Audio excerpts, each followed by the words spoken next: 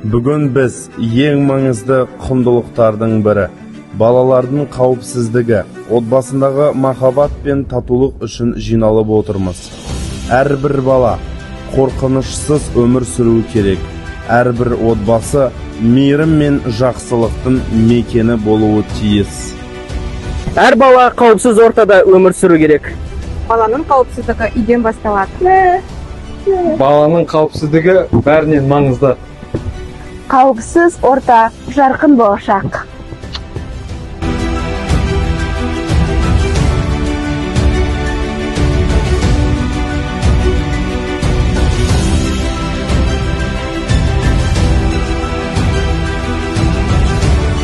Отбасында зорлық